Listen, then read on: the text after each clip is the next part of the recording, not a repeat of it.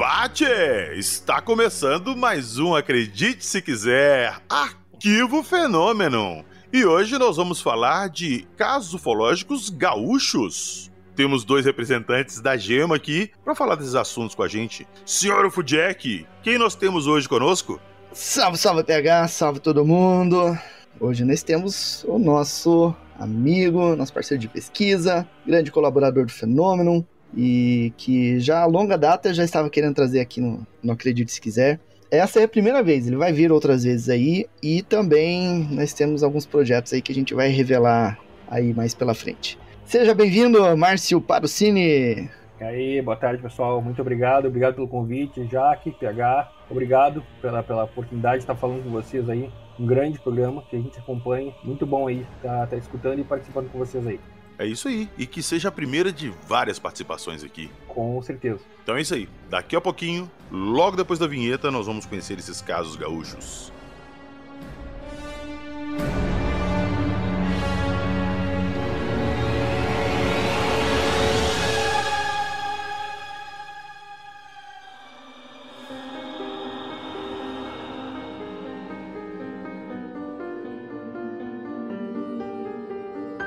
Avistamentos inexplicáveis, mutilação animal, Arthur Belletti, bezerro arrebatado, a abdução.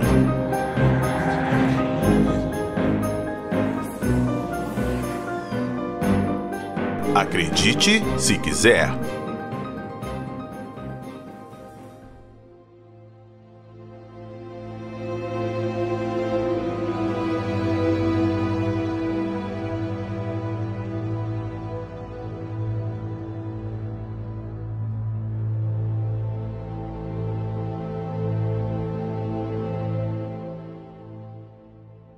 Antes de entrar nos nossos casos gaúchos, nós temos um relato, não é mesmo, senhor UFOJack? Exatamente, PH. Hoje temos o relato do Dorismar, lá de Goiás, que vai relatar um avistamento bem interessante lá onde ele mora. É muito interessante e casa bem com os episódios que a gente falou aí pra trás, né? Pois é. Então é isso aí, vamos ouvir o relato do Dorismar.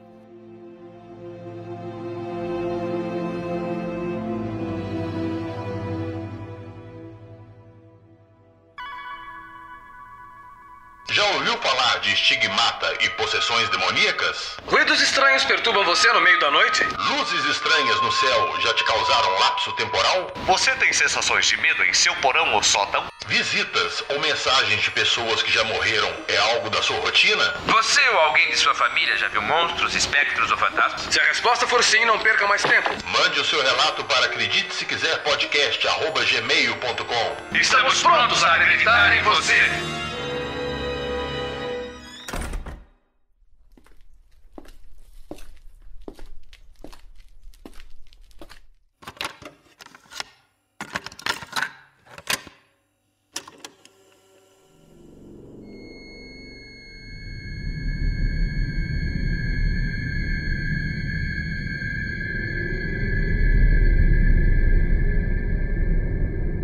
Fala PH, Jackson, beleza? Aqui é o Dorismar, de Arizona, Goiás. Eu mandei para vocês um vídeo de um evento que aconteceu aqui conosco, na nossa propriedade. Aqui nós trabalhamos com um gado de corte. Não sei se todo mundo sabe, é um gado mais nervoso, é um gado que estranha muita gente, sabe? Mais difícil de lidar. E nós estávamos aqui com a turma fechada no confinamento, já tinha mais de 60 dias, então o gado já estava adaptado, já estava acostumado com funcionário, com maquinário. Então é um gado que já estava manso. Você chegava lá, não tinha problema nenhum, sabe? Agora, se não me engano, foi 1 ou 2 dias antes desse acontecido, do vídeo em questão, o gado enlouqueceu. Arrebentou cerca, estragou um monte de coisas. E aí nós passamos o dia inteiro fechando gado, separando e voltando pro confinamento. E aí, à noite, na hora de ir embora da fazenda, eu aviso isso daí. No vídeo fica bem claro, né, que o objeto não se move. Ele não se move de maneira alguma, só que ele fica trocando de cor. Ele tem um monte de cor diferente. E aí eu olhei pra cima, tinha um avião passando, e eu até filmei o avião e depois filmei o objeto, que dá pra ver que é bem diferente, né? Isso aí aconteceu dia 28 de junho. aqui na nossa propriedade. Só que aqui tem alguns outros relatos que aconteceu com a minha mãe há muitos anos atrás, isso deve ter sido coisa de 25 anos atrás. Nós morávamos em uma outra propriedade aqui perto dessa nossa mesmo, que ainda é da nossa família. A minha mãe acordou cedo para levar meus irmãos no ponto para pegar a Kombi. Quem já morou na roça sabe como é que funciona, né? Então, ela acordou ali por volta das 5 horas da manhã, arrumou os meninos e levaram eles, meu irmão e minha irmã. Quando eles estavam chegando lá no ponto, que a gente fala assim, né? Eles avistaram a luz descendo e minha mãe até falou assim, não, é o fulano, o nome do motorista, né? O fulano tá chegando, vamos correr. E aí os três correram e a luz foi descendo e coisa de uns 50 metros, 60 metros, a luz simplesmente desapareceu. Eles não viram nada. E aí ela sabe certinho aonde a luz desapareceu. Até uma árvore que hoje ela é bem seca lá, essa árvore morreu. Ela mostra, ó, foi bem aqui que a luz desapareceu. E voltando mais ainda, quando o meu avô, pai do meu pai, comprou essa primeira propriedade, isso há 50 anos atrás, ele teve 2 relatos no mesmo lugar. Vindo aqui pra fazenda, na época é perto de uma rodovia, na época não tinha rodovia, era só estrada de chão. Ele avistou um farol andando, sabe? E ele tava de bicicleta, era de noite, e ele até comentou com meu pai, contando pro meu pai quando ele chegou em casa, né? Ó, é um fulano, pode ser uma carona, né? Coisa boa. Eu tô cansado, trabalhei o dia inteiro, tô indo embora. E aí, quando a luz chegou perto dele, ela desapareceu também. Ele não viu nada, sabe? Isso aconteceu há muitos anos atrás, na mesma propriedade que a minha mãe viu essa luz muitos anos depois, sabe?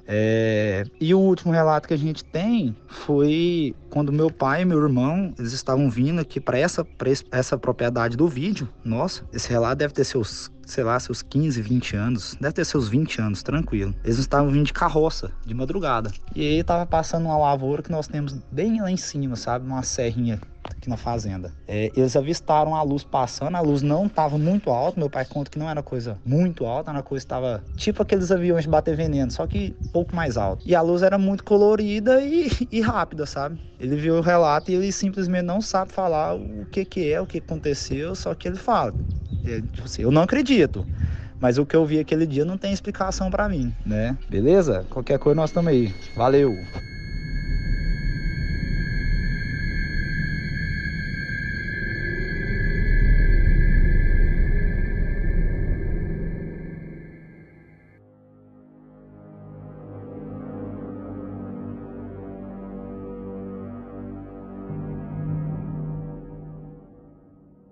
Cara, ele já começa ali falando que o gado ficou bem quieto no pasto e tal. A gente escutou muito isso, né, Jackson? Nos últimos casos que a gente contou ele de lobisomem, chupacabra, o demônio, o vampiro da Moca. Dessa inquietação dos animais, de ataques, mutilações de animais. Exatamente, PH. E é curioso, até o Márcio vai comentar depois um caso que ocorreu lá no Rio Grande, que tem esse detalhe também da inquietação dos animais. E por coincidência, eu estou trabalhando em um vídeo novo lá pro canal Fenômeno, que vai falar sobre mutilação de animais. Não é um vídeo meu, é um documentário premiadíssimo sobre o tema, um documentário estrangeiro, eu estou legendando, e lá fala disso também, dessas estranhezas que envolvem a questão dos animais e os OVNIs.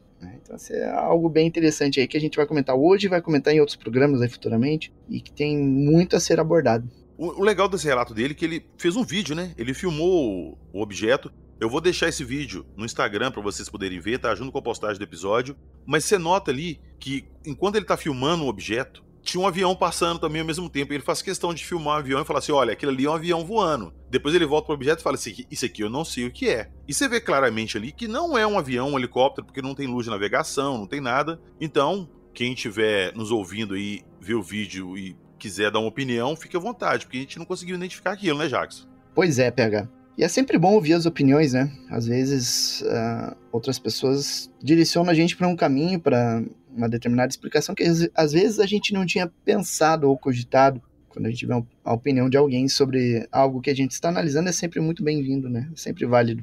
Inclusive, eu perdi a oportunidade, agora que eu tô gravando aqui, a gente reescutou o relato para poder gravar, eu perdi a oportunidade de perguntar a ele se ele sabe de algum animal desaparecido ali nas fazendas das imediações, se o pessoal notou desaparecimento de gado, ou de algum tipo de animal. Eu vou perguntar isso para ele e prometo que se ele me falar que sumiu alguma coisa, eu volto para falar num próximo episódio. Seria interessante. Nesse documentário que eu tô para lançar lá no canal Fenômeno, tem exatamente isso. Fala de luzes que são vistas próximo às fazendas, e que de repente eles veem aquelas luzes e horas depois encontram o gado morto, mutilado em circunstâncias muito estranhas e muitas vezes com marca de pouso no solo, né, de algo que tem um tripé. Então são casos bem interessantes aí e que ocorrem no Brasil também, né.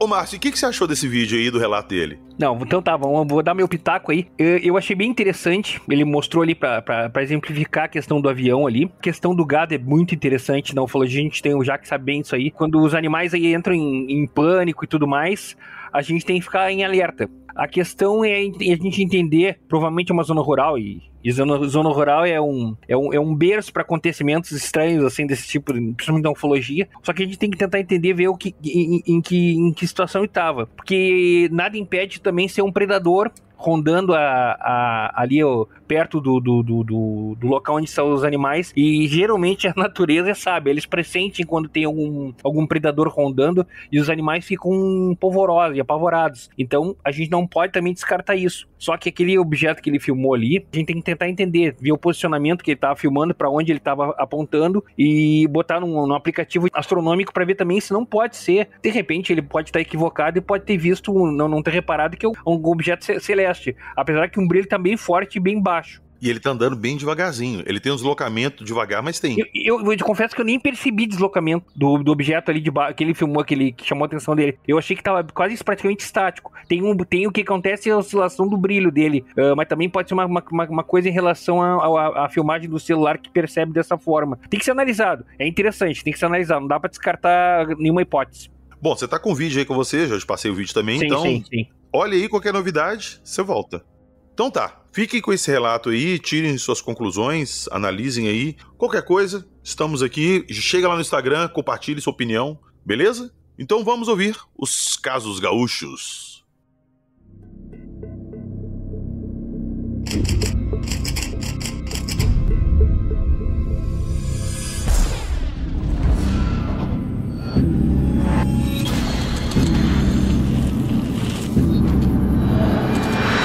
Você está ouvindo o Arquivo Fenômeno.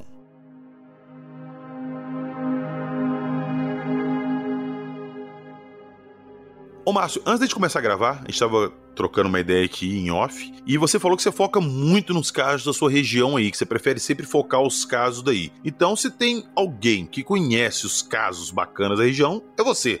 Pois é, Pegar. A gente tem aqui, do Brasil, graças a Deus, é um celeiro de grandes ufólogos aí, grandes pesquisadores, Geva, o pessoal do passado aí que teve, dos grupos, teve muito pesquisador bom. E o Rio Grande do Sul não é diferente, a gente teve aqui grandes pesquisadores e grupos aqui, o José Vitor Soares, o Felipe Machado Carrion, Luiz do Rosário Real, grandes pesquisadores, e boa parte da minha pesquisa, também contando com o auxílio aí dos colegas aí, do presente também, é baseado na casuística que a gente acumula no estado aqui. Não é uma questão de não querer privilegiar os casos dos outros estados, só que é mais fácil, no meu território aqui, mais perto de mim, buscar pessoas e de repente visitar locais. É mais fácil de tramitar essa informação com dados locais aqui, do que pegar uma coisa lá do Pará, que é mais fácil deixar um pesquisador local de lá, ou que tem mais acesso, buscar essas informações. Eu tenho aí o caso Higgins, que eu dei uma pesquisada junto com o Jackson aí, mas preferencialmente eu tenho o foco aqui no Rio Grande do Sul, que tem muito caso, é bem interessante, tão rico quanto os outros estados aí em termos de casuística, né? Eu queria começar já, eu gosto assim, a política do podcast aqui, começar com o pé na porta. O Jackson tava comentando comigo há um tempo atrás de um caso de uns bezerros que simplesmente saíram voando, igual balão, assim, e foram embora pro céu, aí na sua região.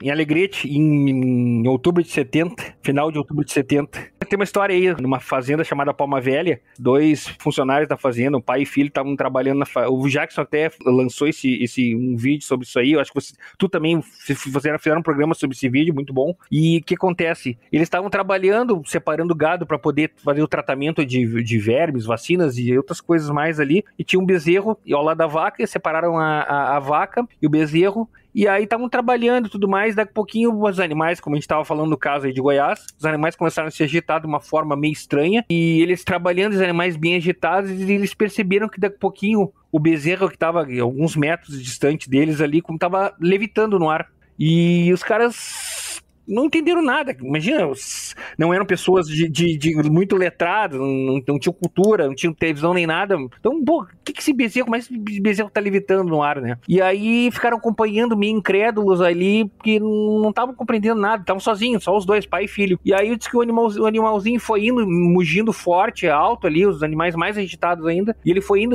se deslocando, e daqui a pouquinho começou a subir. Ele se deslocou verticalmente, depois horizontalmente, foi subindo. E aí, pelo que o pessoal relata na época, na investigação, o animalzinho, o bezerro, ele não sumiu propriamente dito entre nuvens e nem nada. Ele é como se tivessem jogado uma capa de invisibilidade por cima dele e naquele momento ele sumiu. Cara, então, tipo assim, não tinha nada no céu. Aí o bezerro entrou em alguma coisa invisível. É como se tivesse um objeto ali, como a gente já falou em outros episódios, camuflado, e o bezerro entrou lá dentro. Na realidade, alguma coisa cobriu o bezerro e ele sumiu. Mais louco ainda. É como se tivesse uma capa de invisibilidade, jogasse por cima dele e ele ficasse e sumisse. O bezerro foi arrebatado? Foi arrebatado é isso aí. E aí quem investigou esse caso aí, um tempo depois, foi o José Vitor Soares, que era um português radicado aqui no Rio Grande do Sul, que morava em Alegrete. E é engraçado, porque o pai e filho estavam fazendo esse negócio, o bezerro sumiu, e eles simplesmente continuaram trabalhando, porque aquele momento foi tão bizarro, tão fantástico, tão surreal, que eles não tinham o que fazer. O que a gente vai fazer? Sumiu no ar, e tem um monte de gado aqui em volta da gente, e vão parar pra trabalhar, porque não, sabe? Aí eles continuaram fazendo o que estavam fazendo, mas o senhor mais velho, que era o pai ali, ele ficou muito incomodado, porque ele ficou com medo com que o patrão pensasse que eles tinham roubado esse filhote, esse bezerro, vendido alguma coisa, e ia fazer falta na contagem dos animais ali por um momento. Então ele ficou bem preocupado. E aí ele acabou confidenciando para um amigo, um médico, se não me engano, dele. E esse médico, por sua vez, achou muito estranho e ao menos bizarra a história. Acabou relatando para mais uma pessoa e chegou nos ouvidos de José Vitor Soares e foi investigar. Aí acho que eles foram investigar, analisar o local e tudo mais. Mas ficou por isso, porque e aí até falaram com o proprietário da fazenda. O proprietário da fazenda entendeu que o negócio não tinha o que fazer, o animal sumiu. Era uma pessoa que não tinha por que estar mentindo, né? Cara, imagina a cena, o proprietário chega lá e conta, o bezerro tá voltando cadê o bezerro que tava aqui? Ô, seu doutor, a gente tava aqui mexendo nos boi e tal, e o bezerro começou a voar e sumiu. Não, tem. É surreal. O negócio é surreal. Então, o cara não tinha que fazer, né? E aí ficou isso. Aí ficou. E esse caso, o José Vitor Soares, quando ele lançou ele na década de 70, se foi 72 ou 73 que ele acabou divulgando esse caso, se eu não me engano. E aí isso aí acabou tendo uma repercussão na época. Eu nasci em 70, então nem sonhava, não tinha ufologia. Mas isso aí na época, para os boletins internacionais, se tu for analisar, tu vai ver que ele repercutiu muito esse caso no mundo todo, sobre o tal do caso do bezerro que foi arrebatado. E ele ficou conhecido também mundialmente por causa desse caso, que é um caso totalmente bizarro. E a gente sabe que tem outros casos, tem casos de cavalo, de outros tipos de animais que acontecem que também somem. O meu avô se envolveu com um caso muito parecido, mas no caso, o animal que sumiu era uma ovelha. Ele estava numa invernada, né, uma fazenda lá, um paiol que ele tinha, e isso antes dele casar. E aí ele estava nesse local, tinha as ovelhas dele lá, e ele ouviu as ovelhas se agitando à noite. Era uma noite de lua cheia, ele achou estranho, e ele abriu a janela para olhar lá para fora, ver o que estava acontecendo. E aí ele viu uma ovelha flutuando. Foi flutuando, passando em frente à janela que ele estava olhando. E aquilo foi se afastando até que aquela ovelha se transformou em uma espécie de bola luminosa. E aí sumiu. E nunca mais encontraram a ovelha. Aqui no nosso Pampa Argentino, tu tem caso, eu vi uma vez uma foto de uma vaca cravada num galho de uma árvore no topo. Uma vaca, não um bezerro, uma vaca. Como que ela foi parar lá em cima? Pois é, a gente vê isso aí nos americanos, lá nos Estados Unidos, aqueles tornados F5. Sim, eu pensei nisso. Umas costas estúpidas, mas não aqui. E uma vaca cravada, assim, uma foto que eu acho que foi a Simondini uma vez mostrou no grupo pessoal lá, que a vaca apareceu cravada num topo de uma árvore morta, assim. Porque o predador pode ser, tu vê os leões, os leopardos na África, lá eles levam os bezerros, os animais de menor porte, eles conseguem carregar, mas uma vaca, aqui não tem leão nem tem um puma no máximo aí que tu consegue, que é um animal de médio porte. Pra levar uma vaca não teria como levar dos 800 quilos, 1.000 quilos por cima do galho, é complicado. Aproveitando o gancho já que a gente tá falando de animais, de mutilação de animais, então a gente conversou com o Machado que chupa-cabras e tal. Teve alguma coisa nesse sentido na sua região e na época? Chupa-cabra especificamente, eu não lembro. Até tem alguns relatos de animais com menores, peludos, de olhos vermelhos, mas não tá associado a ataque. Nessa situação, não, que eu me lembre, não. Tem alguns ataques de animais, assim, que o pessoal teve questão de avistamento de naves e tudo mais, e apareceu um animal mutilado, mas de chupa-cabras eu não lembro. Eu acredito que o máximo ali foi por Santa Catarina, com o Paraná, que deve ter tido. Mas talvez tenha, eu não lembro, eu li o livro do Machado há muito tempo, eu não me lembro se tinha algum caso relatado no Rio Grande do Sul. Eu confesso que eu não lembro. Mas conta assim, na minha pesquisa de ter visto algum caso de chupa-cabra, eu não tenho. E mutilação de animal, tem mais casos aí? Eu tenho, assim, tem casos nos anos 70 aqui no sul do Rio Grande do Sul, na questão de Santa Vitória do Palmar, quase fronteira com o Uruguai ali. Tem uns casos meio bizarros ali, relacionados a avistamento de nave, até pouso, mas foi estudado assim bem depois que o caso ocorreu, não se pôde estudar carcaça e nem nada, é mais questão de relato e pegar a busca de dados. Estudo propriamente tido não foi feito na época, foi bem depois que foi descoberto.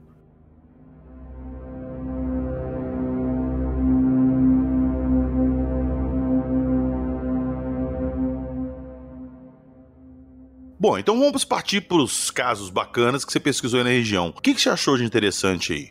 Olha, eu digamos assim, um dos principais casos do Rio Grande do Sul, ele até não é tão conhecido porque ele é um caso antigo, mas o Jackson sabe bem que eu vou falar, e ele tem uma representatividade para ufologia mundial, inclusive. Em 54, a gente teve uma onda importante aqui no Brasil, no mundo todo, na realidade, no mundo todo. E no Rio Grande do Sul ele teve tipo uma repercussão interessante, tendo em vista que em 24 de outubro de 54, num domingo aí, tinha um evento aqui na base aérea, atualmente base aérea de Canoas, mas na época a base aérea pertencia a outro município chamado Gravataí. Na troca de guarda, na troca de turno entre os militares da Força Aérea ali, o pessoal constatou um disco, um objeto metálico, meio, pelo que a descrição que o pessoal fala, até meio semelhante aos casos do Adamski lá, aquele disquinho padrãozinho com aquelas duas esferas embaixo dele, que flutuando. Meio-dia foi detectado na troca de guarda, chamaram um tenente lá, ó, tenente, tem um objeto aqui assim assado. Por incrível que pareça, eles não tinham um binóculo na mão, nunca entendi isso dentro de uma base aérea, mas não tinham. Dentro da base aérea de Gravataí ali tinha um departamento de meteorologia que era da Força Aérea Americana, dali dentro. Foram lá dentro pedir máquina, o binóculo emprestado, também não conseguiram, o pessoal disse que não estava em atividade, não estava podendo emprestar. Então eles começaram a chamar todos os militares que podiam para testemunhar. E naquela tarde iria haver um evento ali, um evento sobre aviação, acho que militar ou comercial, na base. Então tava chegando gente e começou a acumular militar. E esse objeto foi visto do meio-dia até as 4 horas da tarde, parado ali. Ele deu uma oscilada, uma hora saiu, aí voltou com outro disco igual e ficou parado.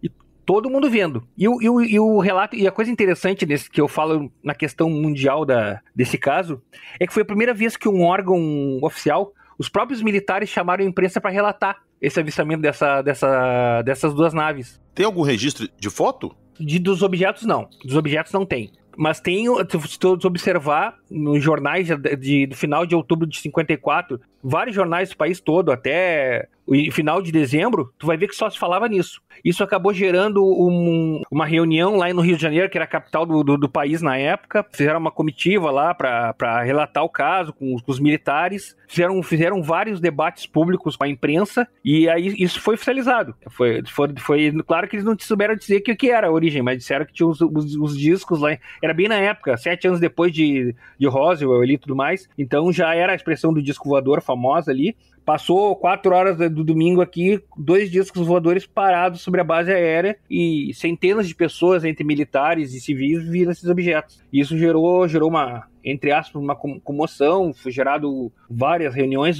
várias matérias repercutindo esse relato, investigação da Força Aérea, chamaram vários militares, isso é bem comum. Só que é antigo, então para o pessoal de agora que não está por dentro desse contexto mais antigo, talvez não saiba. Mas até o Geva em várias entrevistas, tu vai ver que ele fala desse caso, que é o primeiro caso oficial, um relato oficial de uma força aérea que afirmou e permaneceu, diferente de Roswell, que em 47 chamou e depois renegou toda a questão, dizendo que foi balão, foi engano. Lá na base aérea eles confirmaram e não mudaram a sua versão. Caramba! Ó, isso é interessante. É. E caso, eu adoro, sempre o Jackson traz casos aqui com seres, são os meus favoritos. Tem relato de avistamento de seres aí que você pesquisou? Tem uma série de relatos de seres aqui, mas seres com forma alada, seres com forma variada, assim, a casuística em termos de Greys também, mas a grande parcela de avistamentos aqui no estado, que não é tão moderna, mas da fase mais de ouro da ufologia, anos 50 ali por aí, são seres humanoides, o formato humano, apenas com a questão aquela, cabelo comprido, variando do preto pro loiro, geralmente com uma roupa colada, um macacão, alguns casos de pé descalço, outros casos calçados, geralmente nessa linha assim, alguns que outros com um greyzinho acompanhado, variava muito. Tem um caso famoso aqui, o caso da Lagoa Negra, o Jackson sabe qual é que é um caso famoso. Uma família tinha uma casa aberta perto de uma lagoa aqui no sul de Porto Alegre, aqui. Simplesmente uma nave desceram esses seres, o proprietário ficou com outro funcionário observando, a esposa com o filhinho ficaram dentro de casa olhando, e os seres foram vindo, foram caminhando, saíram da nave, vieram caminhando, 2 deles, se não me engano, de pé descalço, caminhando, foram se indo em direção aos proprietários. Aí chegou uma hora que o cara meio que ameaçou atirar, alguma coisa assim. Os seres sentiram que o cara tava assustado, retornaram pra nave e foi embora. E ficou as pegadas no lodo, na beira do rio, da lagoa. As pegadas dos seres. Dos seres. Inclusive tinha uma pegada que parecia de uma criança, que era o ser menor, parecia uma pegadinha de criança. É um caso famoso também. Tem vários casos, tem aqui o caso que é interessante também, tem aquele caso do Haroldo Westendorf, em 95, que é sobre a Lagoa dos Patos aqui, que é aquele objeto gigantesco, uma forma meio piramidal, que é um relato incrível, um negócio colossal que ele viu. Teve avistamento de solo também, foi visto por várias pessoas. Esse cara acabou de uma vida bem tranquila, a ufologia, esse caso ufológico acabou com a vida dele, porque o cara é um cara que tinha posses e tudo mais, e isso acabou atrapalhando a vida do cara. Tem um caso aqui interessante, que é um caso nacional, mas também tem uma boa repercussão, com mais de 60 avistamentos referentes aí à onda de 71, em 19 de dezembro de 71, aqui no Rio Grande do Sul. Um monte de avistamento, que é um objeto em forma de anel, em forma de nuvem, uma nuvem, um centro escuro e uma luzinha no meio, assim. Isso foi visto por se desceu lá de Itaperuna, se não me engano, no Rio de Janeiro, foi descendo, e aqui no Rio Grande do Sul passou por todo o estado. Virou uma comoção aí. Tem vários casos, tem caso do Berlê lá em Sarandi também, que viajou, teoricamente teria viajado para um planeta Carte, onde foi recebido pela população e teve uma interação com seres. Casos mais famosos, até ele fez um livro desse caso. Tipo o caso do Arthur Belletti. Exatamente, o caso do Arthur Belletti, exatamente. Algumas pessoas acham que o caso é um delírio dele, uma invenção, mas o cara, pelo que eu conversei com o neto dele, tem até coisas que ele não revelou pra família, não saiu no livro, só que ele não revelou pra ninguém o que aconteceu.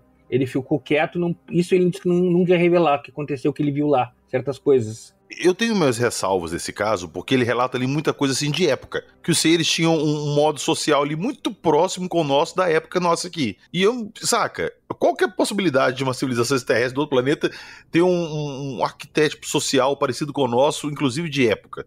O caso dele é tão bizarro que ele não era, entre aspas, para ser abduzido. Os caras estariam ali para ver alguma coisa numa plantação e ele estava passando ali, e um dos caras ali da comitiva do ZT que estavam descendo ali resolveu sequestrar ele. Porque, se for ver a história do livro dele, em a carta eles estão com um problema na questão alimentar, né? Eles tinham...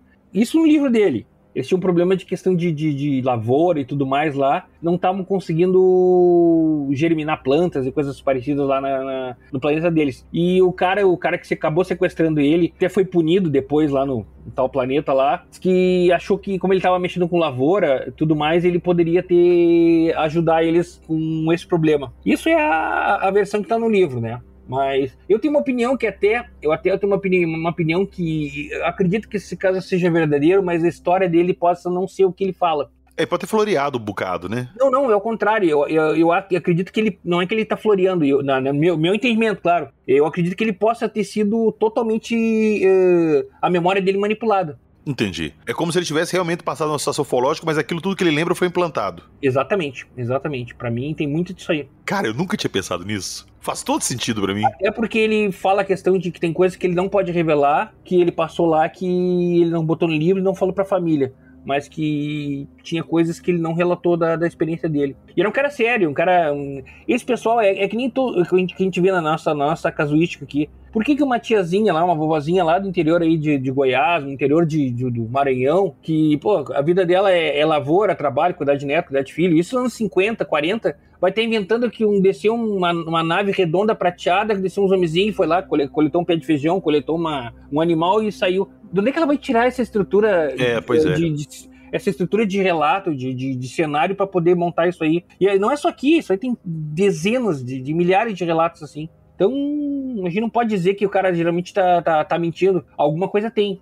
Já me pediram pra falar do caso do Arthur Belletti aqui outras vezes e tal. Nós vamos voltar uma outra oportunidade pra gente falar do caso do Arthur Belletti, especificamente desse caso. Claro. Podemos até convidar o neto dele, se quiser. Pode participar de uma conversa com a gente.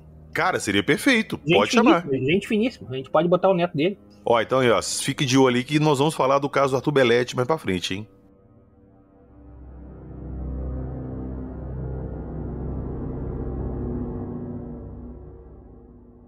Vou pegar, até aproveitando aí, eu tava verificando, eu não falei, lembrei aí que um tempo atrás, quando eu dei uma pesquisada nesse caso do Bezerro, acabei tendo a sorte de encontrar o atual proprietário da Fazenda Palma Velha, que vem a ser sobrinho do proprietário da época lá, e por incrível que pareça, desconhecia totalmente do caso do Bezerro. Ele até me passou os dados do telefone de contato, se eu não me engano até do filho do proprietário, que não tá mais vivo, e do neto do proprietário atual, do proprietário da época lá, mas tentei contato, mas não me retornaram. Sabe que é uma coisa meio espinhosa e talvez nem saibam também pela questão da época, muito antiga, né?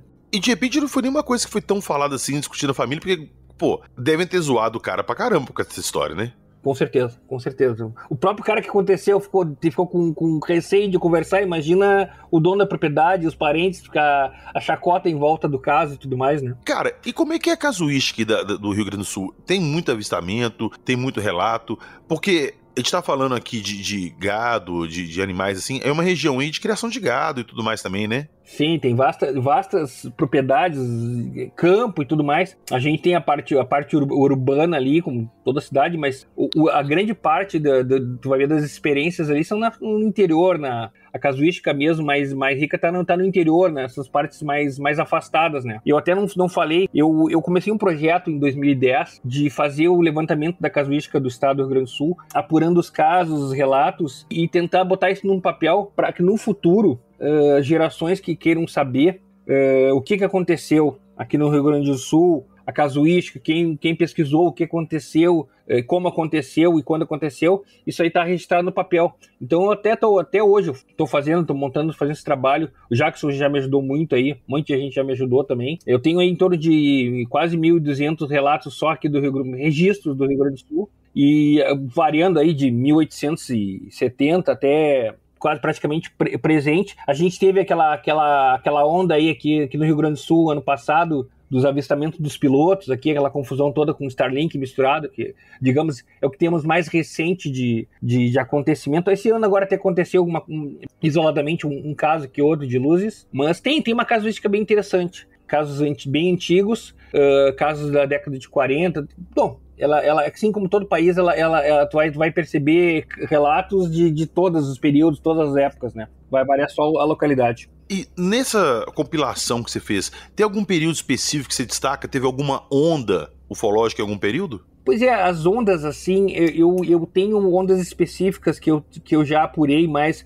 54, 71, mas como tu pode até o Jackson testemunhar, tem outras ondas aí que a gente também... Depende às vezes do investigador, do pessoal entende o que pode ser uma onda. Por exemplo, num período de 65, 66, tinha o alto tava muito forte a questão espacial e tudo mais. satélites e outras coisas. E aí no mundo todo teve uma onda bem forte em 65, do meados de 65 para o final do ano, que emendou com o início de 66 até o meio de 66. Tem alguns ufólogos, por exemplo, que lá nos Estados Unidos, lá o Robert Rosales, que é um cara que é especialista em de humanoides e tudo mais, eu tava falando com ele esses tempos, ele disse, cara, aqui nos Estados Unidos a gente considera essa onda emenda 65, meio de 65 até meio de 66, porque ela foi bem forte aqui. E eu tem uma representatividade grande em 65, ela dá uma parada aqui no Brasil em 64 até mais ou menos março, abril, e abril ela começa de novo. Então eu não consideraria, são períodos separados. Tem essa questão de 71, 54, 78 teve bastante coisa.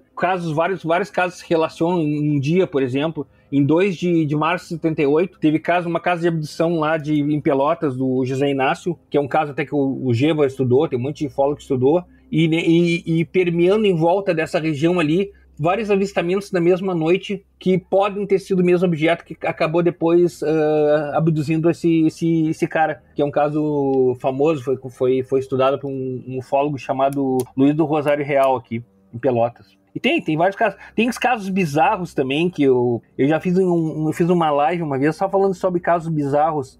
Tem um ufólogo aqui, o Jackson conhece. Ele agora tá afastado, tá aposentado, tá com problemas de saúde, nem tá muito nativo aí em termos de contato com as pessoas. É o Ernesto Bono, é um ufólogo bem famoso, antigo, que ele tinha muito contato com militares, então ele tem muitos casos bizarros que ele captou, assim, com coisas que nunca saíram, até saíram uma coisa na UFO, mas nunca foram investigados porque ficaram exclusivos, muito segmentados naquela questão militar e tudo mais.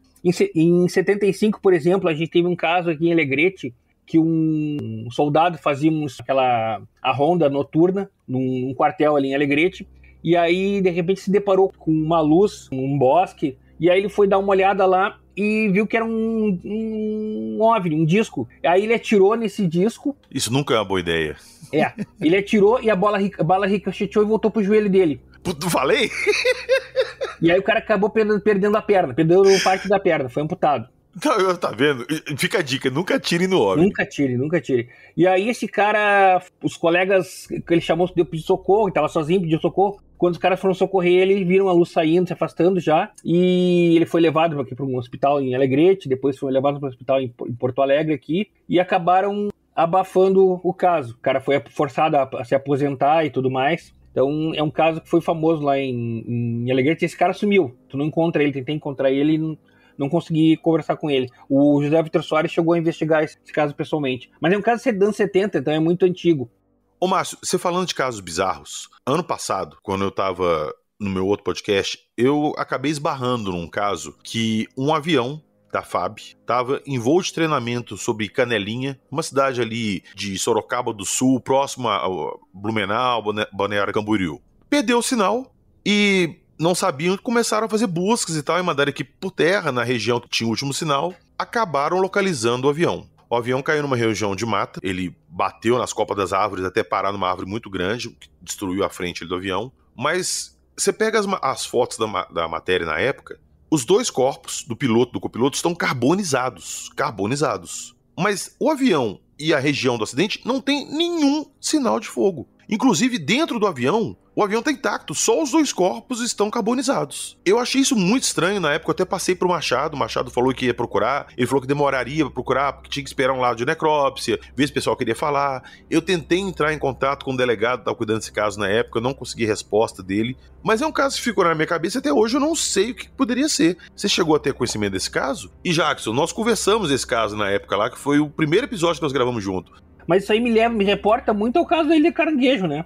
Sim. É muito parecido a ideia, assim, de um corpo queimado, mas não tem fogo, não tem nada, não tem uma fonte de ignição, de calor, de nada, né?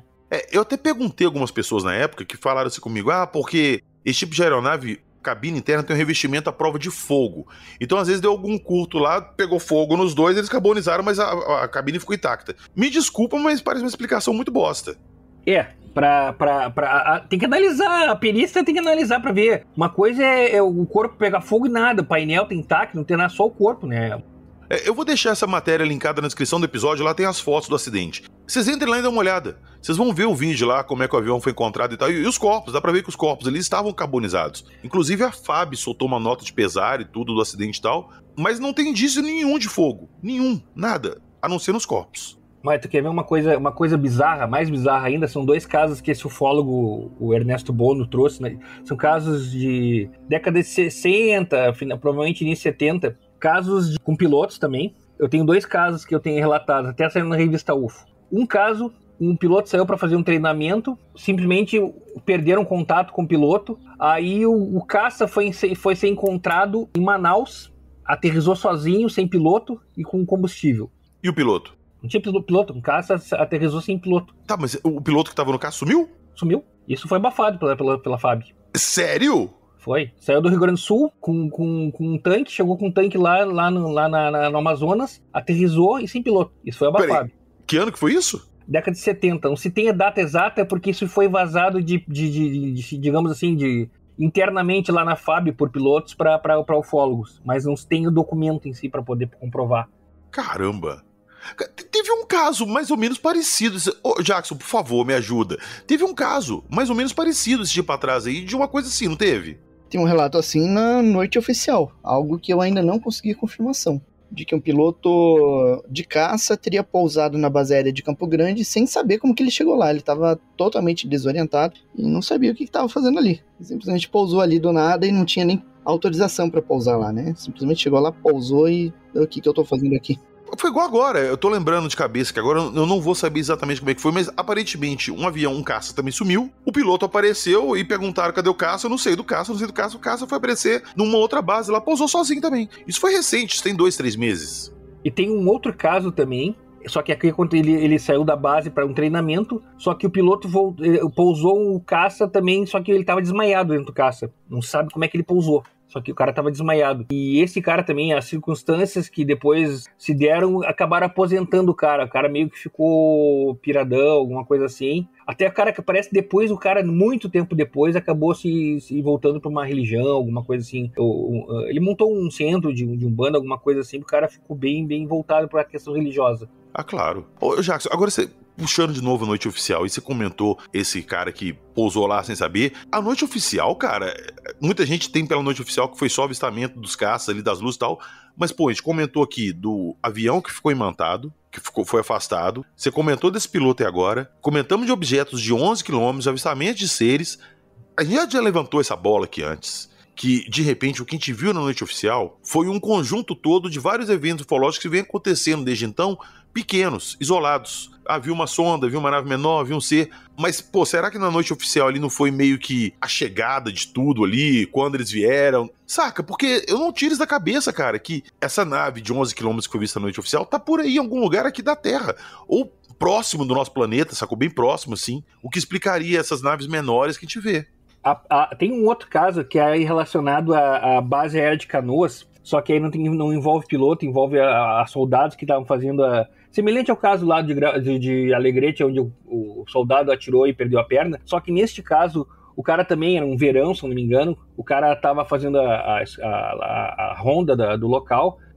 A base aérea tem uma área meio florestal perto, tipo num bosque. E esse soldado estava morrendo de calor. E aí ele lembrou que tinha uma fonte d'água perto de um paiol, alguma coisa assim. E aí ele foi lá, pegar uma torneira lá e beber uma água. E aí ele reparou que tinha uma luminosidade no bosque, e ele achou, estão lá perto do paiol, estão tentando roubar alguma coisa de arma. E ele se dirigiu para lá. E aí diz que se deparou com uma nave bem iluminada, aterrissada, também se apavorou, perdeu o controle e ele atirou. Só que daí ele descarregou, não mesmo se era fuzil, metralhadora que ele tava na época, e ele descarregou a munição toda nesse objeto, e ele só escutava, diz que ele perdeu meio a consciência, meio que desmaiou, ele só escutava os unidos das balas passando por ele, todas ricocheteando na nave, e ele desmaiou. E os caras escutaram aquele tiroteio, todo aquele monte de bala dentro da base lá, foram verificar, ele estava desmaiado. O cinto, o relógio e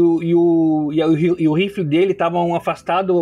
O cinto, a fivela, estava afastado alguns metros, porque eles acreditam que alguma coisa magnética atraiu e arrancou do corpo dele. Eu acredito que foi atraído pela nave, estavam afastados do magnetismo. E quando eles chegaram no local, como ele entrou num bosque, Atrás do soldado, eles observaram assim, tava um monte de árvores todas, digamos assim, danificadas por causa do ricochete da bala. Ele teve sorte que ele não ser atingido, mas se um monte de bala atingiu, pegaram um monte de cartucho de projétil no chão, que retornou, bateu na árvore, nos galhos e tinha destruído. E esse cara também é outro que foi aposentado e sumiram com ele também. É outra coisa da base bem interessante também. É outro que aprendeu a duras penas que não se atira no OVNI. Não se atira. Tipo lá o da barragem do funil no Rio de Janeiro, lá também, o Almiro.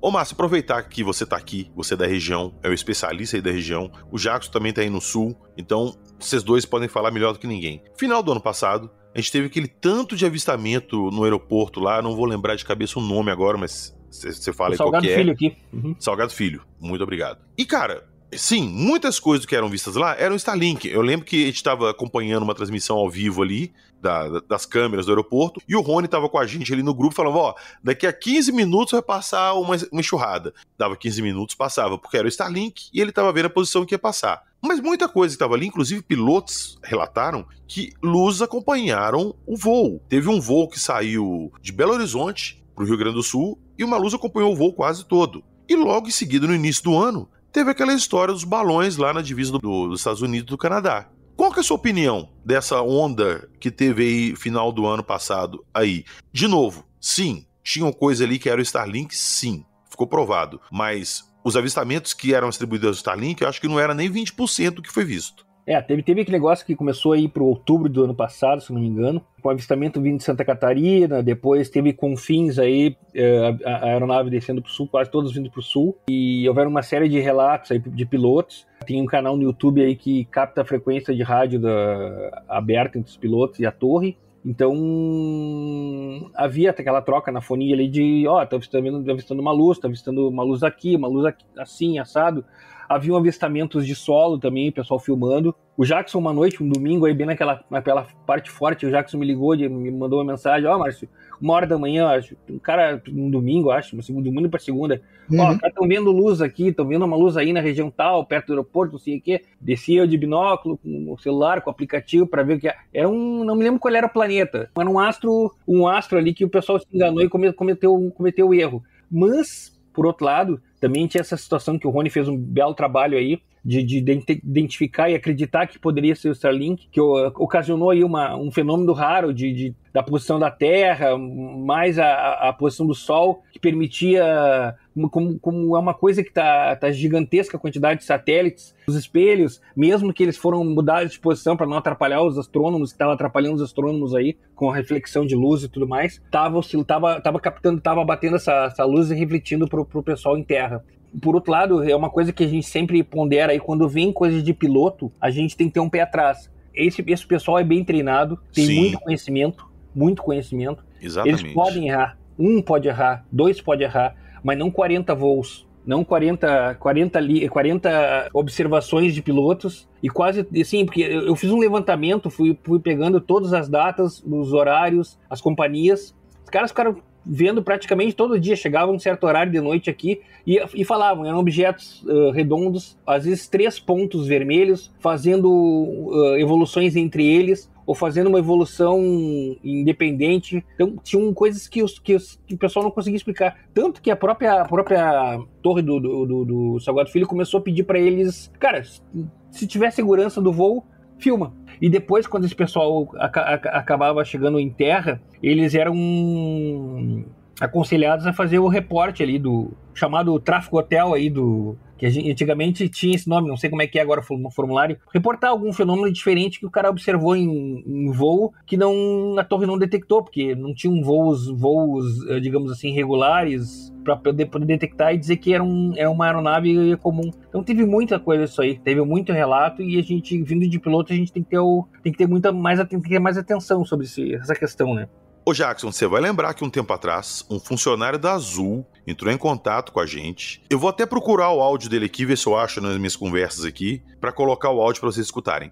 Ele falou que lá no aeroporto Salgado Filho, nessas noites aí do final do ano que estava tendo os avistamentos, vários voos foram cancelados e muita gente entrando em contato com o aeroporto, perguntando por que estava sendo cancelado o voo, por que eles estavam sendo remarcados, que eles tinham compromisso, e ele falou que a torre passou a instrução de cancelar os voos porque não tinha segurança para decolagem. Agora, o que ocasionaria cancelamento de voos e atrapalharia na segurança dos aviões de decolar ali, sendo que o céu estava limpo, não tinha chuva, não tinha nada? Pois é, ali, se houve algum avistamento ufológico, pode ter algum efeito eletromagnético que tenha afetado algum sensor, alguma coisa, algum instrumento do avião, né? Você falou isso, eu lembro que depois disso eu vi mais algum relato agora de passageiro reclamando de remarcação.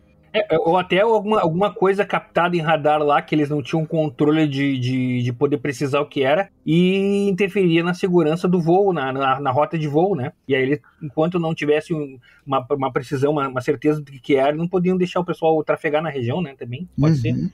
Exatamente. É aquela parada, cara. Piloto, igual você falou, nós já falamos aqui várias vezes, né, Jackson? Os pilotos são pessoas treinadas. Eles sabem quando é Vênus. Eles sabem quando é uma estrela, alguma coisa nesse sentido. Eles sabem reconhecer. Se pilotos estão alegando que estão vendo luzes estranhas que acompanham o voo, voos estão sendo cancelados porque tem alguma coisa lá em cima que não deixa os voos subirem com segurança, falar que é só Starlink ou que não aconteceu nada é mentira. Pois é. E naquela semana eu ainda falei com o pessoal de tripulação de voo da TAM, de conhecidos aí que eu tenho, só que aquela história, o pessoal não abre, né? Até alguns têm sorte de conseguir falar com pilotos e outras pessoas e relatarem o que está acontecendo realmente. Mas quando eu falei com o pessoal, não está acontecendo nada, não sabe nada. A própria TAM, se eu não me engano, fez uma nota pública relatando que a tranquilidade, não houve nenhum evento que ocasionasse alguma situação de perigo ou coisa parecida, não foi detectado nada. Ela lançou uma nota logo na semana que aconteceu isso, dois dias depois, mas depois apareceu já, acho que até em Porto Alegre saiu uma reportagem de um piloto de carreira, falando da questão que estava acontecendo, e estava um alvoroço na rádio peão dos pilotos, assim, porque os caras estavam vendo tudo que é lado, e como um falou, outro falou, e o público estava testemunhando na internet, eles estavam mais encorajados de falar sem medo de perder emprego, coisa parecida, porque não tinha como negar, tava público já o negócio. Eu lembro que teve um cara que foi piloto de caça, e agora ele é piloto civil particular, digamos assim. E ele estava voltando de Buenos Aires uma determinada noite aí, nessa onda, e ele viu uma luz, daí ele começou a ouvir o pessoal de outros voos comentando, inclusive um voo da Latam, e aí eles passaram por um canal reserva, um canal restrito que não é captado pelos radioamadores, né, que colocam áudio na internet. E daí ali eles ficaram comentando sobre a luz, e uma das luzes estava acompanhando o avião em voo de ala, né, que é aquele voo que fica uma aeronave à frente e depois outra mais atrás. Então, você vê um comportamento inteligente aí, um padrão, né? Eu lembro disso aí, Jackson, até tu me comentou, e a gente foi atrás, e nessa noite eu me lembro que, só para ver, não eram só voos comerciais, eu encontrei um voo da Unimed, também reportando a mesma coisa. Nessa mesma noite, trafegando ali por cima do interior do estado do Rio Grande do Sul, essa nave, tu falou, estava indo de Buenos Aires, né, Jackson, pro Brasil, né? São Paulo, se não me engano, né?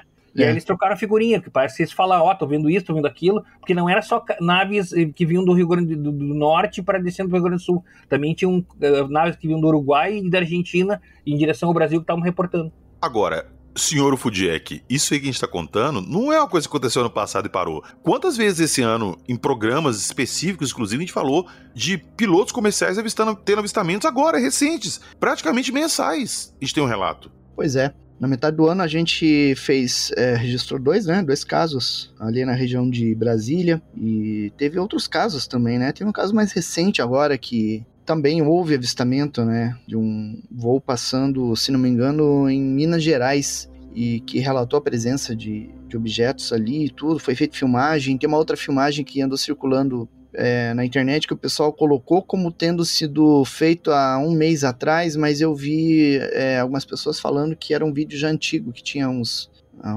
pelo menos uns 10 anos de existência. Eu ainda não pude ir atrás para confirmar essa informação, mas de qualquer forma é interessante, né? Porque é um registro feito em voo de um objeto muito luminoso. Agora eu me pergunto, nesse tempo todo, vou puxar pela memória aqui o VASP, o voo da VASP, é um caso antigo já. Quantos pilotos não viram coisas? Quantos pilotos não tiveram vontade de relatar coisas, mas foram desencorajados, ou simplesmente falaram assim, não vou falar isso para não prejudicar minha carreira, e agora que estão começando a falar? Porque a comunicação está mais aberta, as transmissões vazam. Sim, pegar, tu for ver, se tu conversar com pilotos aí mais antigos aí, tu vai ver que eles há muito tempo não reportam esse tipo de coisa, fazem relatório para o departamento de controle de tráfego aéreo, para não se incomodar.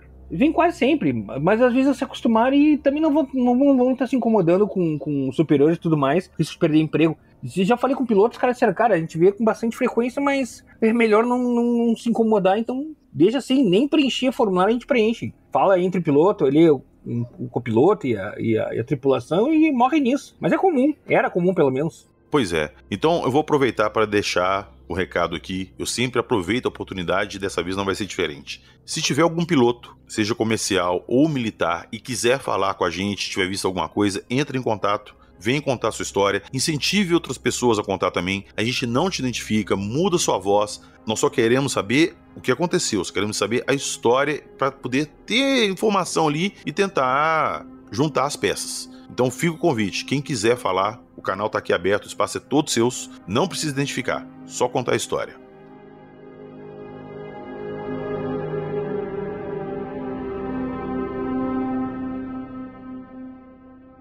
Bem, eu trabalho numa central de atendimento, tá? Referente a algumas agências aéreas, tá? Agências de viagem aérea, que a gente fornece serviço a companhias aéreas, tá? Referente ao que aconteceu em Porto Alegre no início de novembro, foi que a gente começou a receber um fluxo meio estranho de ligação referente ao aeroporto de Salgado Filho, de Porto Alegre. A gente estava recebendo alguns fluxos de ligação referente a voos cancelados e voos reprogramados em cima da hora. E alguns dos clientes relatavam que tinha muita luz em cima do aeroporto, às vezes tinha luz ali perto da ilha de Pintada, e tem algumas redondezas ali referente ao rio Jacuí, que aí estavam falando que tinham algumas luzes passando por ali, né, rodeando o aeroporto, e alguns voos estavam sendo cancelados por causa dessas luzes. A gente começou a receber alguns relatos de alguns passageiros, alguns clientes que estavam ali, e existiam alguns passageiros que falavam até um pouquinho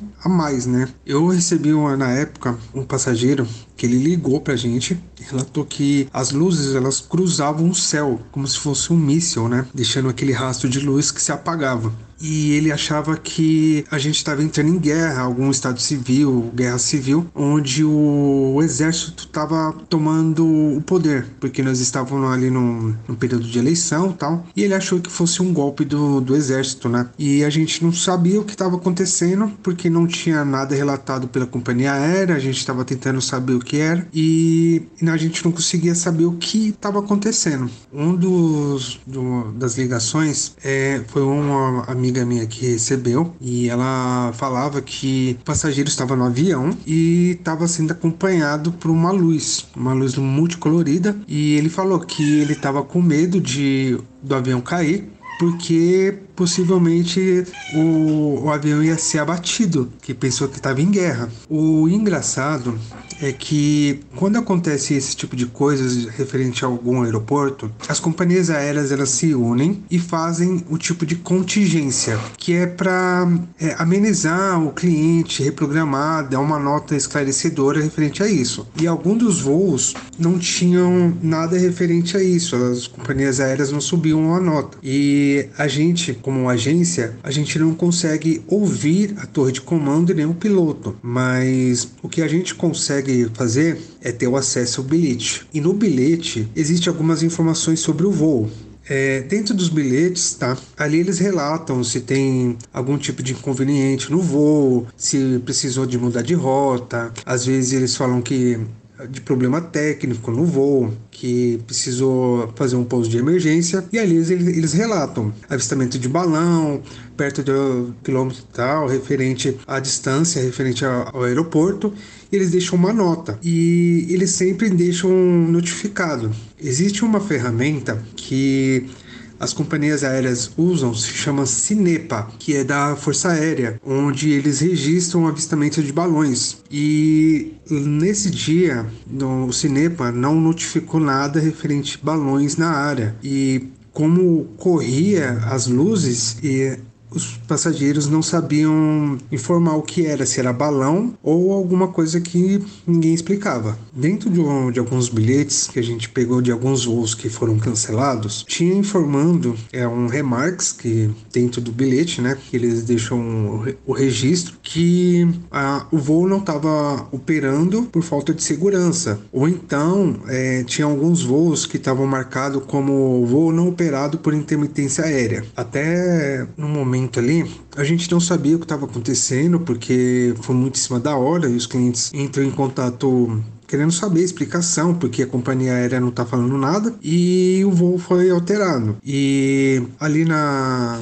companhia aérea, eles nunca noticiam nada pra gente, diretamente pra agência. Eles noticiam a contingência diretamente no site deles e a gente sempre tentei buscar essa contingência de melhor forma. Só que até hoje não subiu contingência, não subiu notificação nenhuma de nenhuma companhia aérea. E eu sempre fui cético referente avistamento, assim, essas coisas. Mas depois desse caso, que não foi apenas uma pessoa ou uma ligação, foram várias ligações em um curto período de tempo. E se muita gente viu o que viu e ninguém explica o que aconteceu, eu fico sempre com o pé atrás a partir de agora. Às vezes, quando acontece de alguém ficar sabendo disso, eu sempre dou uma olhada, vejo o caso, tento buscar informações no bilhete, mas eu sempre fui cético referente a isso.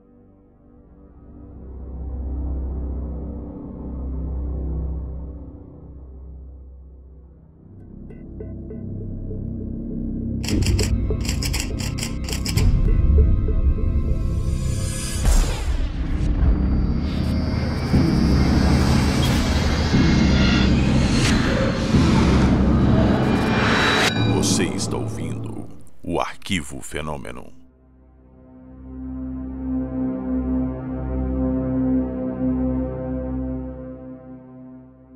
Falamos hoje de casos gaúchos, casos acontecidos ali no sul do Brasil, principalmente na região do Rio Grande do Sul, que é a área de trabalho principal do Márcio. Mas existem outros casos da região, existem outros assuntos que nós abordamos aqui hoje, que nós vamos voltar para trocar uma ideia com o Márcio aqui e aprofundar mais nesses casos aí. Até lá, Márcio, muitíssimo obrigado pela sua participação aqui hoje.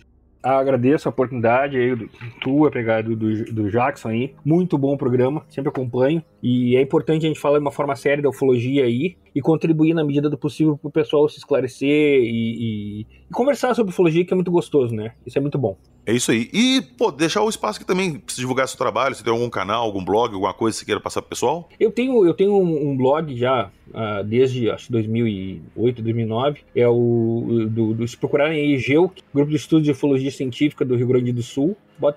E eu passo o endereço pro PH, põe aí o pessoal depois. E às vezes ajuda aí o Jackson com um texto lá no Fenômeno também. Eu agora comecei a ajudar também com uma contribuição aí de uma revista espanhola. Depois eu também coloco aí uma revista de ufologia. Fiz um artigo agora recentemente sobre uma fraude aqui no Rio Grande do Sul. Isso é uma coisa que a gente pode conversar também futuramente. Tem bastante fraude que não falta, né?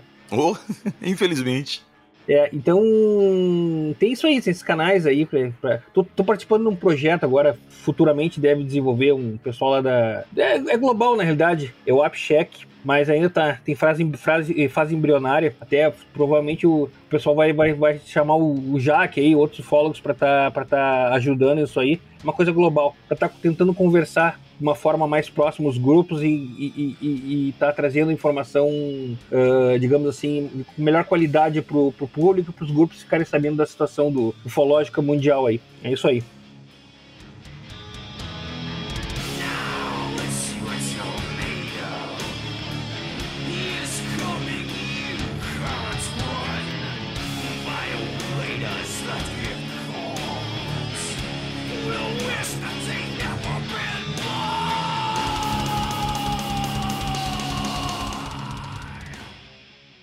Lembrando que tudo que nós falamos aqui hoje eu vou deixar na descrição do episódio. Lá na descrição do episódio eu vou deixar esse caso desse avião da FAB que caiu lá em Canelinha ano passado. Vou deixar também a descrição no canal aí, o blog do Márcio, os links dele, beleza? E na descrição do episódio também tem o link do nosso Apoia-se. Quem puder entrar lá e dar uma força pra gente vai ser super bem-vindo. Aproveita, já entra no Apoia-se, já entra lá no nosso grupo do WhatsApp, chama a gente lá e vou trocar ideias sobre ufologia, paranormal, contar casos, trazer relatos.